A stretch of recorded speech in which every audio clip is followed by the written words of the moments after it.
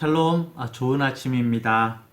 8월 20일 목요일 아침 하나님의 말씀을 함께 묵상하고 말씀을 나누도록 하겠습니다. 이사야서 30장 1절부터 17절의 말씀. 여호와께서 이르시되 패역한 자식들은 화 있을진저 그들이 계교를 베푸나 나로 말미암지 아니하며 맹약을 맺으나 나의 영으로 말미암지 아니하고 죄의 죄를 더하도다. 그들이 바로의 세력 안에서 스스로 강하려 하며 애굽의 그늘에 피하려 하여 애굽으로 내려갔을 때 나의 입에 묻지 아니하였도다. 그러므로 바로의 세력이 너희의 수치가 되며 애굽의 그늘에 피함이 너희의 수욕이 될 것이라. 그 고관들이 소안에 있고 그 사신들이 하네스에 이르렀으나 그들이 다 자기를 유익하게 하지 못하는 민족으로 말미암아 수치를 당하리니 그 민족이 돕지도 못하며 유익하게도 못하고 수치가 되게 하며 수욕이 되게 할 뿐임이니라. 네겝 짐승들에 관한 경고라. 사신들이 그들의 재물을 어린 나귀둥에 싣고 그들의 보물을 낙타 안장에 얹고 암사자와 수사자와 독사와 및 날아다니는 불뱀이 나오는 위험하고 곤고한 땅을 지나 자기에게 무익한 민족에게로 갔으나 애굽의 도움은 헛되고 무익하니라. 그러므로 내가 애굽을 가만히 앉은 라합이라 일컬었느니라. 이제 가서 백성 앞에서 서판에 기록하며 책에 써서 후세에 영원히 있게 하라. 대저희는 패역한 백성이요 거짓말하는 자식들이요 여호와의 법을 듣기 싫어하는 자식들이라. 그들이 선견자들에게 이르기를 선견하지 말라. 선지자들에게 이르기를 우리에게 바른 것을 보이지 말라. 우리에게 부드러운 말을 하라. 거짓된 것을 보이라. 너희는 바른 길을 버리며 첩경에서 돌이키라. 이스라엘의 거룩하신 이를 우리 앞에서 떠나시게 하라 하는도다. 이러므로 이스라엘의 거룩하신 이가 이같이 말씀하시되 너희가 이 말을 업신여기고 압박과 허망을 믿어 그것을 의지하니 이 죄악이 너희에게 마치 무너지려고 터진 담이 불쑥 나와 순식간에 무너짐 같게 되리라 하셨은즉 그가 이 나라를 무너뜨리시되 토기장이가 그릇을 깨뜨림같이 아낌이 없이 부수시리니 그 조각 중에서 아궁이에서 불을 붙이거나 물웅덩이에서 물을 뜰 것도 얻지 못하리라.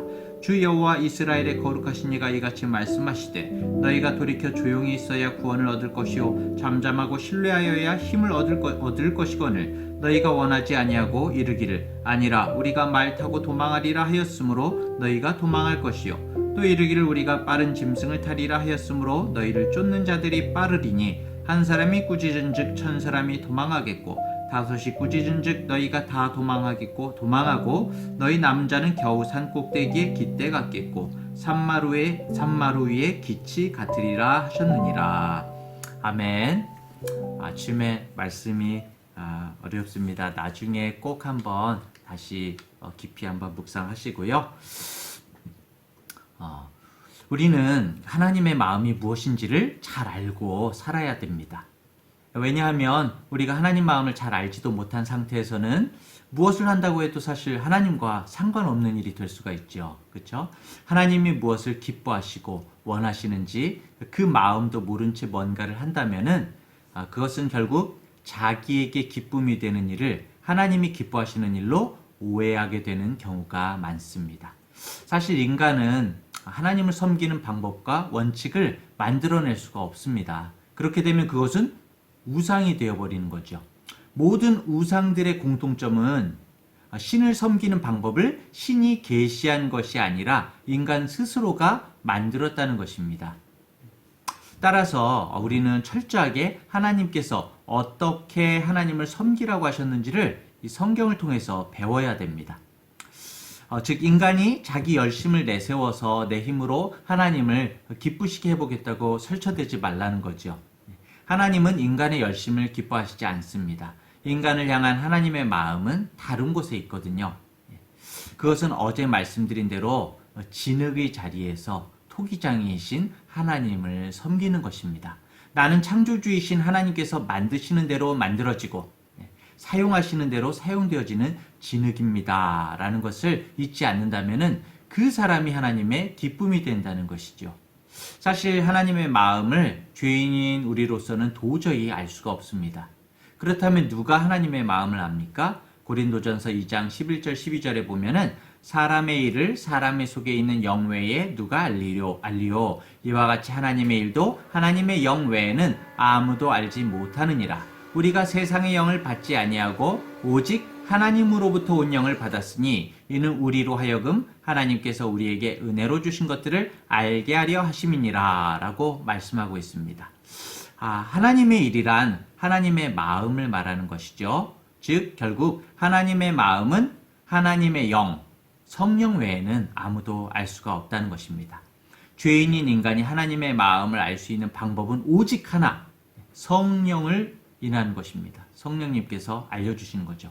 결국 성령을 받은 사람은 하나님의 마음을 알게 되고 그 사람을 가리켜서 사실은 거듭난 자라고 말하는 것입니다. 이 거듭났다는 것이 막 불받고 막 짠 새 사람이야 이런 것이 아니라 하나님의 마음을 알게 되느냐 모르느냐로 알 수 있다는 것이죠. 그런데 하나님의 마음을 모른 채 전혀 마음에 두지도 않은 채 살아가는 사람들이 있습니다. 오늘 본문에서는 그런 사람을 가리켜서 패역한 자식, 패역한 백성이라고 부르고 있죠. 패역한 백성은 1절에 보면 여호와께서 이르시되 패역한 자식들은 화 있을진저 그들이 계교를 베푸나 나로 말미암지 아니하며 맹약을 맺으나 나의 영으로 말미암지 아니하고 죄의 죄를 더하도다.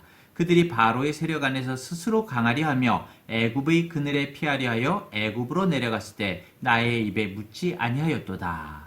이것이 패역한 자식들의 모습인데요. 또 10절 12절에 보면 그들이 선견자들에게 이르기를 선견하지 말라. 선지자들에게 이르기를 우리에게 바른 것을 보이지 말라. 우리에게 부드러운 것을 말을 하라. 거짓된 것을 보이라. 너희는 바른 길을 버리며 첩경에서 돌이키라. 이스라엘의 거룩하신 이를 우리 앞에서 떠나시게 하라 하는도다. 이것이 패역한 백성들의 모습이라고 나옵니다. 결국 패역한 백성들의 모습은 하나님의 마음을 무시한 채 자기들을 위해서 자기의 생각대로 움직이는 것입니다. 패역한 백성은 하나님의 약속을 믿고 회복의 날을 기다리면서 살아가는 것이 아니라 당장의 눈앞에 보이는 애굽의 그늘로 몸을 피하는 그런 모습입니다. 하나님보다는 눈에 보이는 힘 있는 나라가 더 안심이 되고 마음이 든든했던 것이죠. 이것이 패역한 백성의 모습입니다. 성도 여러분은 어느 쪽이 더 안심이 되고 더 마음의 든든함을 받으십니까? 하나님입니까? 아니면 세상의 돈이나 권력입니까? 무엇에 더 안심을 하고 믿음을 두고 살아가십니까? 혹시 하나님보다 돈에, 세상 것에 더 마음 든든함을 가지고 살아가신다면은 저도 마찬가지죠. 깜짝 놀라야 됩니다. 그것이 바로 패역한 백성의 모습이니까요. 물론 신자라고 해서 전혀 돈과 권력에 마음을 두지 않고 하나님만 의지하고 살아갈 수가 없습니다. 그렇죠? 인간은 언제나 죄를 떠나지 못합니다. 그럴 때 하나님께서 징계를 하시기도 하고 성령을 통해서 우리의 죄를 책망하시기도 하십니다. 그럴 때에 내가 또 하나님의 마음은 무시하고 내 욕심대로 행동했구나 하면서 하나님 잘못했습니다. 또 내 욕심대로 행동했습니다. 저는 지옥 가도 그러면 안 되죠. 지옥 가도 마땅할 인간입니다. 라고 하면 그것이 곧 성령에 의해서 다스림을 받고 있는 모습이기 때문에 우리는 여전히 하나님의 백성이라고 말할 수 있는데 전혀 회개할 생각을 못하고 죄를 인정하지 않고 부인하기 위해서 도망친다면 그것이 곧 패역인 것입니다. 이런 의미에서 우리에게 주어진 모든 인생살이는 사실 하나님의 마음을 배우는 실습 현장인 것이죠. 그렇죠? 우리가 예배당에 모여서 말씀을 듣고 하나님의 말씀으로 이론을 배웠다면은 세상에 살아가면서 부딪히는 모든 현장에서 하나님을 실제로 알아가고 배워가는 것입니다. 이것이 하나님의 백성의 모습인 것이죠. 도저히 희망도 없고 웃음거리도 없고 뭔가 살 재미도 없이 하루하루 살아가는 세상에서 미래를 약속해 주신 하나님의 말씀이 있기 때문에 그 말씀만 믿고 장차 주어질 영광의 나라를 기다리면서 웃을 수 있고 기뻐할 수 있는 자로 살아가는 사람이 바로 이 시대의 남은 자이고 새 이스라엘이고 하나님의 백성인 것입니다. 오늘 하루도 패역한 자가 아니라 정말 성령의 인도를 받는 우리 성도님들 되시기를 간절히 축원합니다. 오늘 기도의 제목을 드리겠습니다. 첫 번째로 중앙대학교회의 우리 성도들이 모든 삶의 현장에서 하나님의 기뻐하심을 질문하면서 정말 하나님이 기뻐하시는 것이 무엇일까? 구하면서 사는 복된 삶이 되게 하소서. 두 번째로 어려움 가운데에도 중앙대학교회를 복의 통로로 사용하시어서 우리 중앙대학교회의 말씀과 기도, 전도와 선교의 영적 부흥기가 도래할 수 있도록 성령께서 역사하소서. 코로나가 아무리 있어도 성령님께서 인도하신다면 하나님께서 방법을 이루시고 함께 하실 것입니다. 세 번째로 다음 세대들이 우리 다음 세대, 우리 교회의 특별히 다음 세대들, 그리고 우리 대학부, 우리 SCM도 마찬가지입니다. 다음 세대들이 다니엘처럼 뜻을 정하여 살아가게 하시고 요셉처럼 비전의 사람이 되게 하소서. 정말 이 기도로 기도해 주시기를 간절히 원합니다. 제가 먼저 기도하겠습니다. 전능하신 주님, 항상 하나님께서 무엇을 어떻게 생각하시는지, 무엇을 기뻐하시는지 살피지도 않으면서 우리의 기준과 소견대로 살고 있지는 않은지 돌아봅니다. 주님, 성령께서 우리 마음 가운데 하나님의 마음을 깨닫게 하시고 패역한 백성이 아닌 복된 백성이 되게 하여 주옵소서. 날마다 주님의 책망을 달게 받으며 주님께 회개하게 하시고 모든 삶의 순간순간마다 연단되고 성화되어지는 우리 성도들이 되게 하여 주시옵소서. 오늘도 주님께서 힘주시고 능력 주실 것을 믿습니다. 감사드리며 예수님의 이름으로 기도합니다. 아멘.